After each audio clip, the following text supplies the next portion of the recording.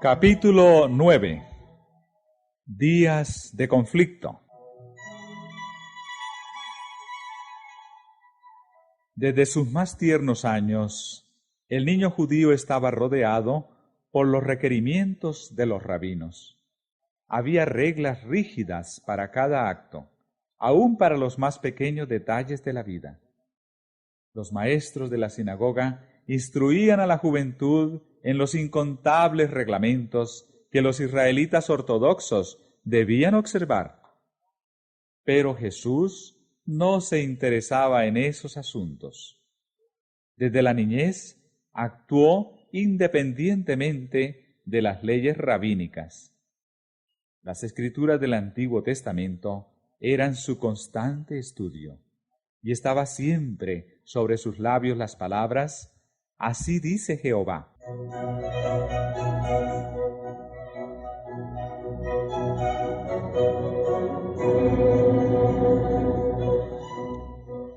A medida que empezó a comprender la condición del pueblo, vio que los requerimientos de la sociedad y los de Dios estaban en constante contradicción. Los hombres se apartaban de la palabra de Dios y ensalzaban las teorías que habían inventado. Observaban ritos tradicionales que no poseían virtud alguna. Su servicio era una mera repetición de ceremonias, y las verdades sagradas que estaban destinadas a enseñar eran ocultadas a los adoradores. Él vio que en estos servicios sin fe no hallaban paz. No conocían la libertad de espíritu que obtendrían sirviendo a Dios en verdad. Jesús había venido para enseñar el significado del culto a Dios, y no podía sancionar la mezcla de los requerimientos humanos con los preceptos divinos. Él no acataba los preceptos ni las prácticas de los sabios maestros. Pero cuando se le reprendía por sus propias costumbres sencillas, presentaba la palabra de Dios en justificación de su conducta.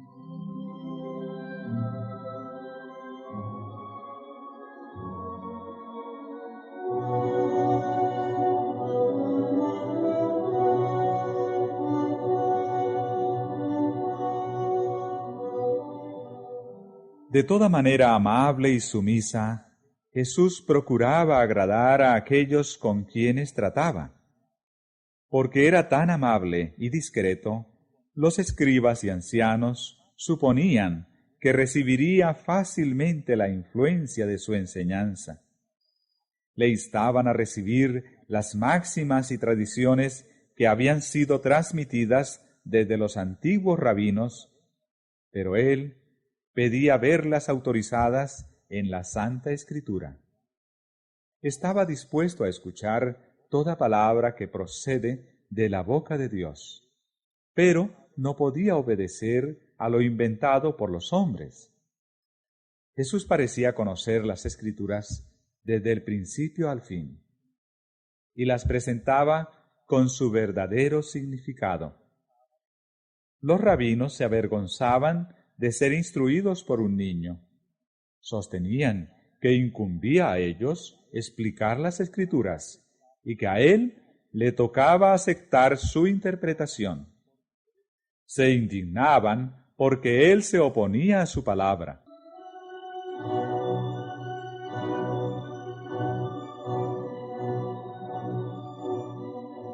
Sabían que en las Escrituras no podían encontrar autorización para sus tradiciones. Se daban cuenta que en comprender espiritual Jesús los superaba por mucho. Sin embargo, se airaban porque no obedecía sus dictados. No pudiendo convencerle, buscaron a José y María y les presentaron su actitud disidente. Así sufrió él reprensión y censura.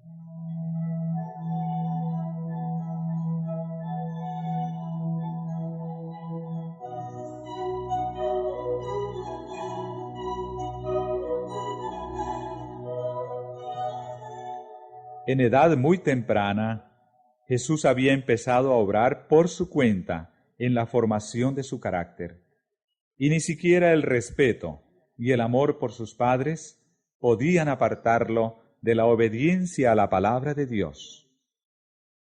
La declaración, escrito está, constituía su razón por todo acto que difería de las costumbres familiares. Pero la influencia de los rabinos le amargaba la vida. Aún en su juventud tuvo que aprender la dura lección del silencio y la paciente tolerancia.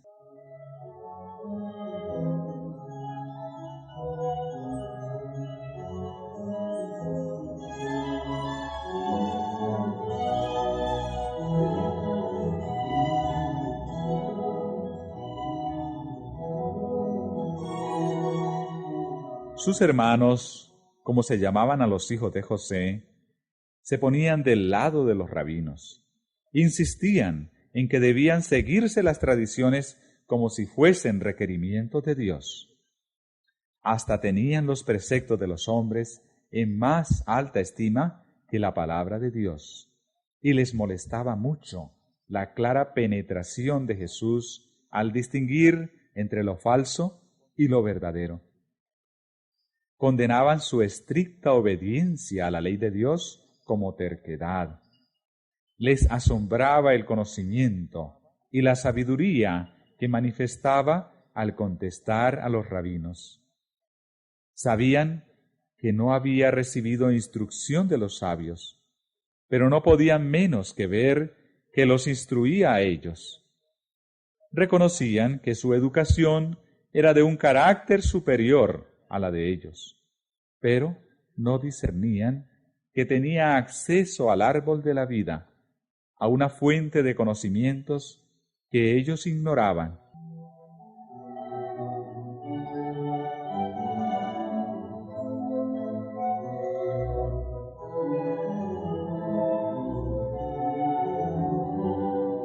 Cristo no era exclusivista y había ofendido especialmente a los fariseos al apartarse en este respecto de sus rígidas reglas. Halló al dominio de la religión rodeado por altas murallas de separación, como si fuera demasiado sagrado para la vida diaria, y derribó esos muros de separación. En su trato con los hombres no preguntaba: ¿cuál es vuestro credo? ¿A qué iglesia pertenecéis? Ejercía su facultad de ayudar en favor de todos los que necesitaban ayuda. En vez de aislarse en una celda de ermitaño a fin de mostrar su carácter celestial, trabajaba fervientemente por la humanidad. Inculcaba el principio de que la religión de la Biblia no consiste en la mortificación del cuerpo. Enseñaba que la religión pura y sin mácula no está destinada solamente a horas fijas y ocasiones especiales. En todo momento y lugar manifestaba amante interés por los hombres y difundía en derredor suyo la luz de una piedad alegre. Todo esto reprendía a los fariseos. Demostraba que la religión no consiste en egoísmo y que su mórbida devoción al interés personal distaba mucho de ser verdadera piedad. Esto había despertado su enemistad contra Jesús, de manera que procuraban obtener por la fuerza su conformidad a los reglamentos de ellos.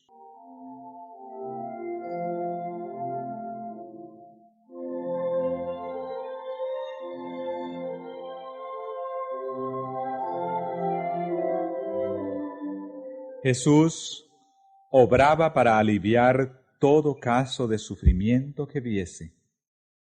Tenía poco dinero que dar, pero con frecuencia se privaba de alimento a fin de aliviar a aquellos que parecían más necesitados que él. Sus hermanos sentían que la influencia de él contrarrestaba fuertemente la suya. Poseía un tacto que ninguno de ellos tenía ni deseaba tener. Cuando ellos hablaban duramente a los pobres seres degradados, Jesús buscaba a estas mismas personas y les dirigía palabras de aliento. Daba un vaso de agua fría a los menesterosos y ponía quedamente su propia comida en sus manos.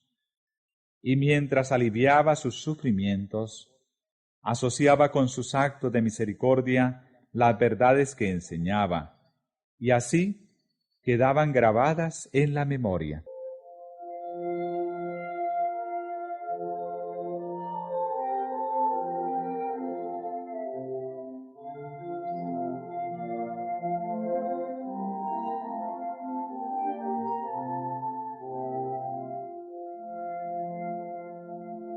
Todo esto desagradaba a sus hermanos. Siendo mayores que Jesús, les parecía que él debía estar sometido a sus dictados. Le acusaban de creerse superior a ellos y le reprendían por situarse más arriba que los maestros, sacerdotes y gobernantes del pueblo. Con frecuencia le amenazaban y trataban de intimidarle, pero él seguía adelante, haciendo de las Escrituras su guía.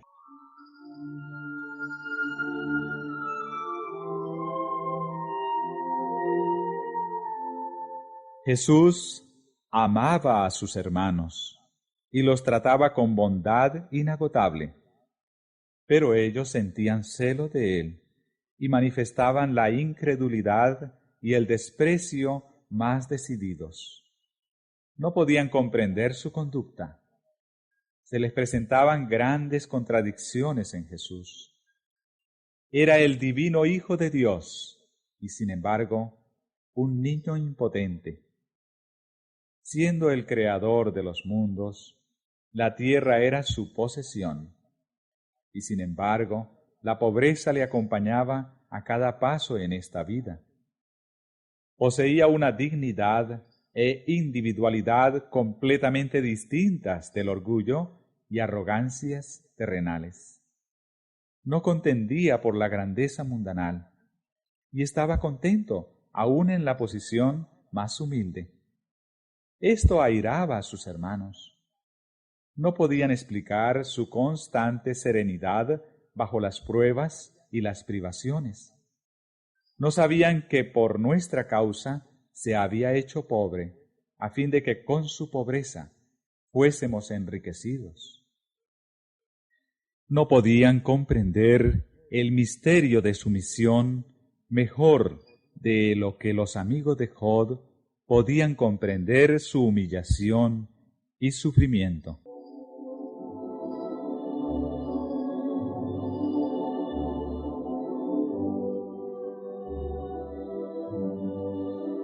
Jesús no era comprendido por sus hermanos, porque no era como ellos.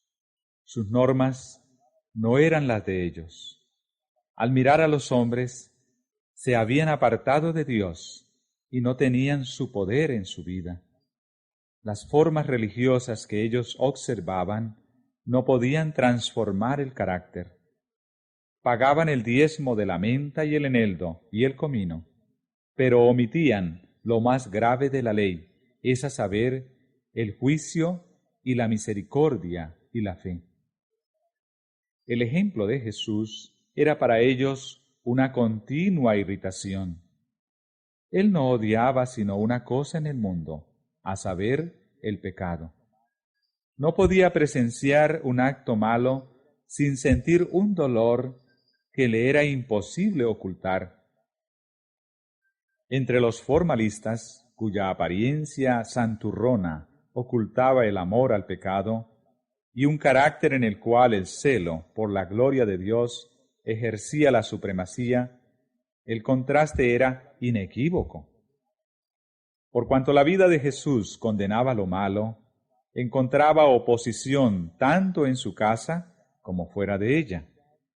Su abnegación e integridad eran comentadas con escarnio. Su tolerancia y bondad eran llamadas cobardía.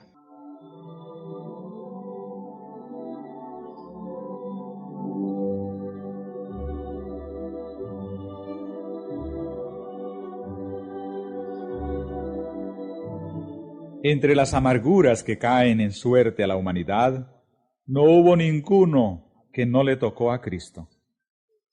Había quienes trataban de vilipendiarle a causa de su nacimiento, y aún en su niñez tuvo que hacer frente a sus miradas escarnecedoras e impías murmuraciones. Si hubiese respondido con una palabra o mirada impaciente, si hubiese complacido a sus hermanos con un solo acto malo, no habría sido un ejemplo perfecto. Así, habría dejado de llevar a cabo el plan de nuestra redención. Si hubiese admitido siquiera que podía haber una excusa para el pecado, Satanás habría triunfado y el mundo se habría perdido.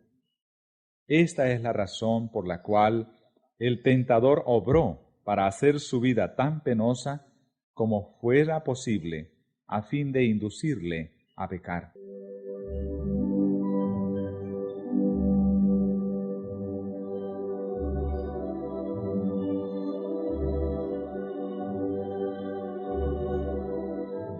Pero para cada tentación tenía una respuesta.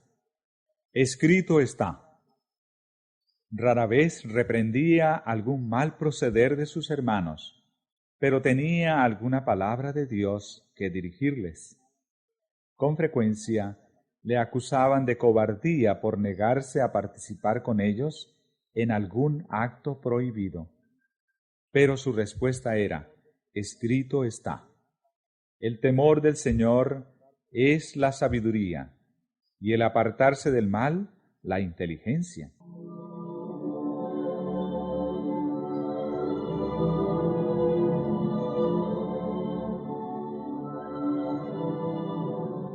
Había algunos que buscaban su sociedad, sintiéndose en paz en su presencia, pero muchos le evitaban, porque su vida inmaculada los reprendía. Sus jóvenes compañeros le instaban a hacer como ellos. Era de carácter alegre. Les gustaba su presencia y daban la bienvenida a sus prontas sugestiones. Pero sus escrúpulos los impacientaban y le declaraban estrecho de miras. Jesús contestaba, escrito está. ¿Con qué limpiará el joven su camino? Con guardar tu palabra. En mi corazón he guardado tus dichos, para no pecar contra ti.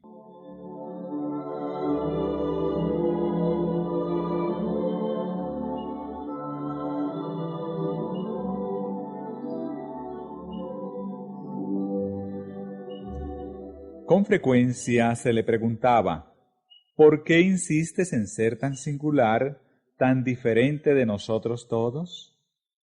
Escrito está, decía, bienaventurados los perfectos de camino, los que andan en la ley de Jehová. Bienaventurados los que guardan sus testimonios y con todo el corazón le buscan, pues no hacen iniquidad los que andan en sus caminos.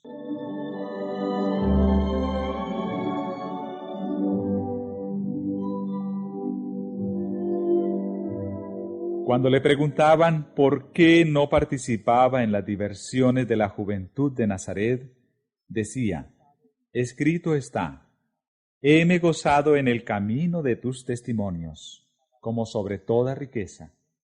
En tus mandamientos meditaré, consideraré tus caminos, recrearéme en tus estatutos, no me olvidaré de tus palabras. Jesús no contendía por sus derechos.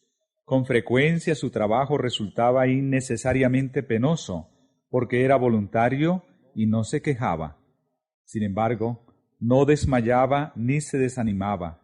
Vivía por encima de estas dificultades, como en la luz del rostro de Dios. No ejercía represalias cuando le maltrataban, sino que soportaba pacientemente los insultos. Repetidas veces se le preguntaba, ¿por qué te sometes a tantos desprecios aún de parte de tus hermanos? Escrito está, decía, Hijo mío, no te olvides de mi ley, y tu corazón guarde mis mandamientos, porque largura de días y años de vida y paz te aumentarán. Misericordia y verdad no te desamparen. Átalas a tu cuello, escríbelas en las tablas de tu corazón, y hallarás gracia y buena opinión en los ojos de Dios y de los hombres. Desde el tiempo en que los padres de Jesús le encontraron en el templo, su conducta fue un misterio para ellos. No quería entrar en controversia, y sin embargo, su ejemplo era una lección constante. Parecía puesto aparte. Hallaba sus horas de felicidad cuando estaba a solas con la naturaleza y con Dios. Siempre que pudiera, se apartaba del escenario de su trabajo para ir a los campos a meditar en los verdes valles, para estar en comunión con Dios en la ladera de la montaña o entre los árboles del bosque. La madrugada le encontraba con frecuencia en algún lugar aislado, meditando, escudriñando las Escrituras u orando. De estas horas de quietud, volvía a su casa para reanudar sus deberes y para dar un ejemplo de trabajo paciente. La vida de Cristo estaba señalada por el respeto y el amor hacia su madre. María creía en su corazón que el santo niño nacido de ella era el Mesías prometido desde hacía tanto tiempo, y sin embargo no se atrevía a expresar su fe. Durante toda su vida terrenal compartió sus sufrimientos. Presenció con pesar las pruebas a él impuestas en su niñez y juventud. Por justificar lo que ella sabía ser correcto en su conducta, ella misma se veía en situaciones penosas. Consideraba que las relaciones del hogar y el tierno cuidado de la madre sobre sus hijos era de vital importancia en la formación del carácter. Los hijos y las hijas de José sabían esto, y apelando a su ansiedad, trataban de corregir las prácticas de Jesús de acuerdo con su propia norma. María hablaba con frecuencia con Jesús y le instaba a conformarse a las costumbres de los rabinos, pero no podía persuadirle a cambiar sus hábitos de contemplar las obras de Dios y tratar de aliviar el sufrimiento de los hombres y aún de los animales. Cuando los sacerdotes y maestros pedían la ayuda de María para dominar a Jesús, ella se sentía muy afligida, pero su corazón se apaciguaba cuando él presentaba las declaraciones de la Escritura que sostenían sus prácticas. A veces vacilaba entre Jesús y sus hermanos, que no creían que era el enviado de Dios, pero abundaban las evidencias de la divinidad de su carácter. Lo veía sacrificarse en beneficio de los demás. Su presencia introducía una atmósfera más pura en el hogar, y su vida obraba como levadura entre los elementos de la sociedad. Inocente e inmaculado, andaba entre los irreflexivos, los toscos y descorteses, entre los deshonestos publicanos, los temerarios pródigos, los injustos samaritanos, los soldados paganos, los rudos campesinos y la turba mixta. Pronunciaba una palabra de simpatía aquí y otra allí, al ver a los hombres cansados y sin embargo obligados a llevar pesadas cargas. Compartía sus cargas y les repetía las lecciones que había aprendido de la naturaleza acerca del amor, la bondad y la benignidad de Dios.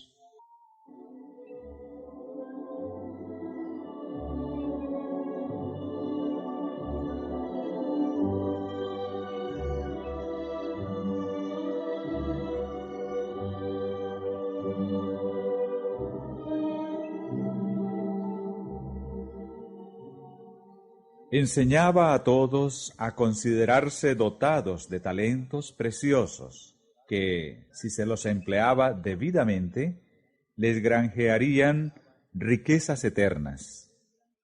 Arrancaba toda vanidad de la vida y por su propio ejemplo enseñaba que todo momento del tiempo está cargado de resultados eternos, que ha de apreciarse como un tesoro y emplearse con propósitos santos. No pasaba por alto a ningún ser humano como indigno, sino que procuraba aplicar a cada alma el remedio salvador. En cualquier compañía donde se encontrase, presentaba una lección apropiada al momento y las circunstancias. Procuraba inspirar esperanza a los más toscos y menos promisorios, presentándoles la seguridad de que podrían llegar a ser sin culpa e inocentes, y adquirir un carácter que los revelase como hijos de Dios. Con frecuencia se encontraba con aquellos que habían caído bajo el dominio de Satanás y no tenían fuerza para escapar de su lazo. A una persona tal, desalentada, enferma, tentada y caída, Jesús dirigía palabras de la más tierna compasión, palabras que eran necesarias y podían ser comprendidas. A otros encontraba que estaban luchando mano a mano con el adversario de las almas. Los estimulaba a perseverar, asegurándoles que vencerían, porque los ángeles de Dios estaban de su parte y les darían la victoria. Los que eran así ayudados se convencían de que era un ser en quien podían confiar plenamente. Él no traicionaría los secretos que volcaban en su oído, lleno de simpatía.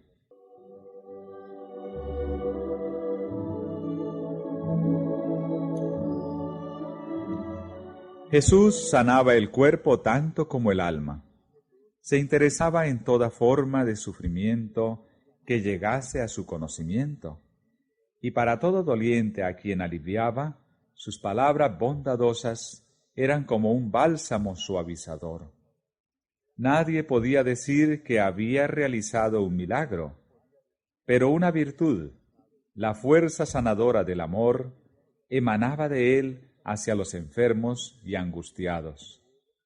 Así, en una forma discreta, obraba por la gente desde su misma niñez.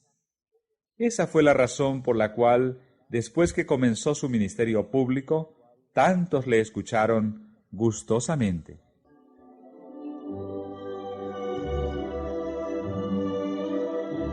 Sin embargo, durante su niñez, su juventud y su edad viril, Jesús anduvo solo. En su pureza y fidelidad pisó solo el lagar, y ninguno del pueblo estuvo con él. Llevó el espantoso peso de la responsabilidad de salvar a los hombres. Sabía que a menos que hubiese un cambio definido en los principios y los propósitos de la familia humana, todos se perderían. Era esto lo que pesaba sobre su alma, y nadie podía apreciar esa carga que descansaba sobre él. Lleno de un propósito intenso, llevó a cabo el designio de su vida, de ser él mismo la luz de los hombres.